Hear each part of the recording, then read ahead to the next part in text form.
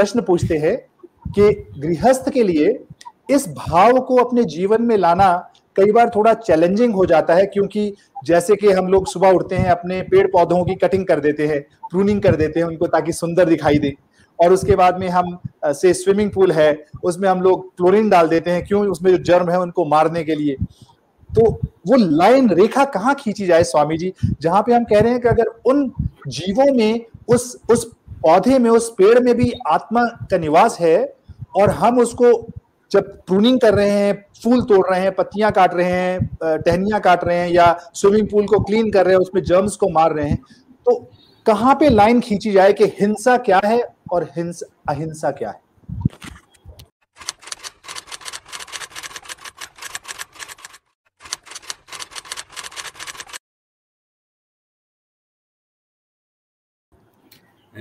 देखो अरुण जी, मुझे नहीं लगता कोई आप लाइन खींच सकते हैं। ये हर व्यक्ति पर अलग अलग निर्भर करेगा कि हर व्यक्ति की संवेदनशीलता अलग अलग है, और जितनी उसकी संवेदनशीलता है उसी हिसाब से उसके मन में ये प्रश्न खड़ा होगा कि हिंसा और अहिंसा का। तो अगर मन में हिंसा का भाव आ रहा है और हिंसा के भाव आने से उसके अंदर कोई गिल्ट बन रही है कि मैं गलत कर रहा, तो वो ना करे। अब होता क्या है, कभी भी आप देखें कि जैसे जैसे व्यक्ति साधना में जाता है, ध्यान में जाता है, उसकी सजगता बढ़ती है, अवेयरनेस उसकी ज्यादा तीव्र होती है, तो उसके अंदर कंपैशन स्वाभाविक है।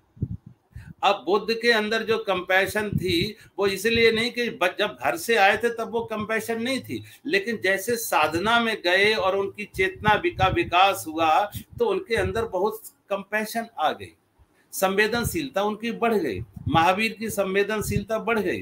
तो जैसे व्यक्ति ध्यान में जाता है, चेतना का विकास होता है, वैसे वैसे उसकी संवेदनशीलता बढ़ती है। अब किसी में कम है, किसी में, कभी कभी देखो आर्मी वगैरह में लोगों को शराब क्यों पिलाते हैं? इसलिए शराब वगैरह पिलाते हैं कि इनकी संवेदनशीलता कम हो। अगर संवेदनशीलता ज्यादा बढ़ जाएगी तो ये युद्ध नहीं कर पाएंगे।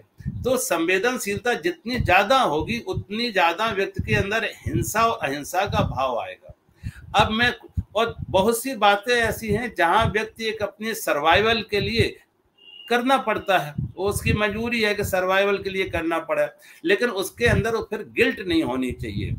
अब मेरा पर्सनल देखो, मैं खुद हूं, पहले मैं मंदिर में जाते थे, फूल लेके जाते थे, फूल चढ़ाते थे, फूल तोड़ते थे, बेलपत्र, सावन का महीना बेलपत्र तोड़ के चढ़ाते थे, लेकिन अब मैं नहीं कर पाता। अब मैं फूल नहीं तोड़ सकता, बेलपत्र नहीं तोड़ सकता, कि भी किसी वृक्ष की मैं प्रूनिंग भी नहीं कर सकता, क्योंकि मुझे ऐसा लगता है कि वो मैं उनके अंग काट रहे हैं, हाथ पैर काट रहे हैं। अब वो हमारे लिए है, लेकिन दूसरे व्यक्ति में अगर इतनी संवेदनशीलता नहीं है और वो संवेदनशीलता ना होने से उसके अंदर कोई गिल्ट नहीं बन रही है तो वो करे। लेकिन अगर गिल्ट बन रही है कि अंदर से कोई तकलीफ महसूस हो रही है, अंदर से और एक पीड़ा महसूस हो रही है, फिर वो कर रहा है, तो ना करे। तो ये इसमें कोई हार्ड एंड फास्ट रूल नहीं होगा, ये हर व्यक्ति पर निर्भर होगा कि इस व्यक्ति की संवेदनशीलता कितनी तेज है। और संवेदनशीलता तेज है तो वो महसूस करेगा कि ये गलत है, हम ना ऐसा करें, और गलत है और फिर भी कर रहे हैं तो फिर गिल्ट बन जाती है, वो हमें तकलीफ देगी, वो हमारे मानसिक रूप से अशांति होगी। तो अपनी व्यक्तिगत हमारी स्थिति क्या है, संवेदनशीलता कितनी तीव्र है, उसके अनुसार हर व्यक्ति अपने अपने निर्णय ले लेगा।